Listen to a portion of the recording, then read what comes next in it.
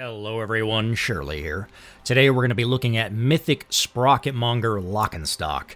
This boss is pure single target, so arms is pretty good on this boss. There's a few things to optimize here, but we're playing just standard single target spec, and jumping right in on the pull here, we're going to get our first mechanic, which is the polarity mechanic, which is similar to the council mechanic on the second to last boss of last tier, except it doesn't one-shot you, it just knocks you both back and does a ton of damage if you touch the opposite color.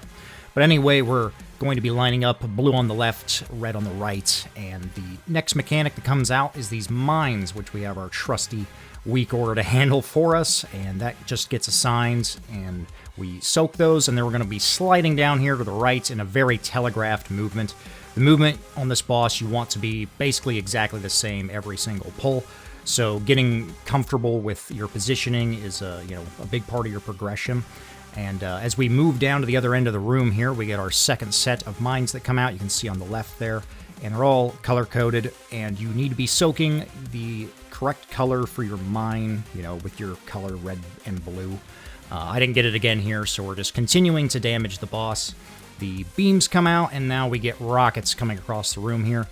If you're on the other side and you see one coming to your back, you can just hit a spell reflect and eat it. It's not that big of a deal. You don't want to eat multiple ones, of course, but one's not that big of a deal. Alright, I get a mindset here. I'm the fourth pop on number 4, so I'm going to just start inching my way off to the side here, getting ready to soak this as soon as the debuff drops, throwing up a reflect for that to help mitigate that. And then we just move back in and continue cycling cooldowns as they come up on the boss here. And we get the magnets. We're just going to be fighting this. One big thing that we can optimize as arms on this boss, just to, maximize our DPS potential on this, is really trying to maintain Juggernaut stacks throughout the entire fight, and stacking that up as high as you can. Obviously, it's RNG with procs, but you can get, 15 stacks on this boss fairly consistently, so I didn't get it on this pull, however, but it can happen. So now we're moving off to the second side for the intermission phase. I did get the color swap there, so red's taking the gate, blue is getting knocked, and if you position basically exactly where I was on the back side of the boss there, you'll get knocked right next to him here, and then you can easily get out of the lightning field and continue hitting. And on the conveyor belt here, you're just going to be constantly fighting the pull of it. And the purple circles that go out seem to be baited mostly on range players. So if you're in melee, as long as the range aren't stacked up with you, it's pretty safe to just sit there and, tunnel the boss. It's not that dangerous, as long as you're on that conveyor belt. So we're going to scoot around here back into our phase 1 positions, basically, with red on the right, blue on the left here, and continue doing the mine mechanic as they come out. Our range players are baiting the drills back here and moving down the conveyor belt. Big thing is just, making sure those drills are outside of melee anytime that they're coming out. And now we get our second phase beams here, these great big void beams. Obviously, the gap is a lot smaller here, so you really want to be in the correct position between every single pull just to keep this up. And now we're rotating back around the room again here, and you can just grab the conveyor belt and slide down here. I'm trying to maintain uptime as much as I possibly can. And as we're sliding down, we want to be avoiding that blue mine on the left there 100% of the time, because that can definitely get stepped on in transition if people aren't paying attention. Now we get to a really tight section of the room where rockets and the big void beams come out. This is just, you got to get comfortable with being in this spot every single time. But it's pretty easy. Now we're swapping polarities again. I get blue once more, and I'm just trying to stay in max melee range to maintain uptime, but we really want to be sliding over as blue just so we're not running into any of the red people as we transition over. But we're hitting execute phase, so I really want to get those stacks rolling and keep the damage going. Now this right here is one of the most dangerous portions of the entire fight, where we have this tiny gap between these void beams and the magnet suck comes out at the same time.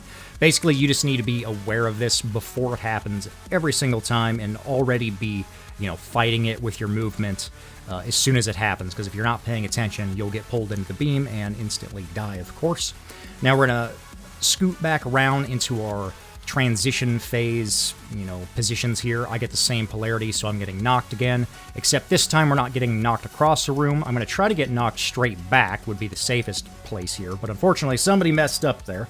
which knocked us into a place that we weren't supposed to be, so I'm going to throw up Reflect and Parry and, you know, try to live there and leap across as fast as I can to get back into position. So that's not supposed to happen. We're supposed to get knocked into the back wall there. But we salvage it. Still have some battle reses, so everything is fine. Just avoiding these purple circles here. Still fighting the conveyor belt and continuing to execute the boss here. And now as we slide back around here, I've got to swap polarity, and this is back into our phase 1 positions, basically, where it's, you know, red on the right, blue on the left. Continuing to attack the boss. The next set of mines come out here. And it's very similar mechanics-wise until the very last overlap. So we're just going to continue doing damage, you know, burning anything we got defensive-wise for these mines at this point. There's a lot of damage going out. And as the next mechanic comes around, this is the last, like, movement thing. We're going to slide off to the right here. Blue goes off to their right. And the last mechanic is these void orbs that come out. And this is just keep your eyes open, because these will instantly kill you if they touch you. But you only have to deal with them once, really. So it's not that big of a deal, just, you know, keep your eyes out and move. So the last movement phase is because the electric on the ground there, and then we move off to the other side, maintaining these positions and ignoring the last set of mines to get down Sprocketmonger. Yeah, really great fight for Arms overall, so if you have any questions at all, leave them down below. Thank you for watching, and I'll catch you in the next one. Peace.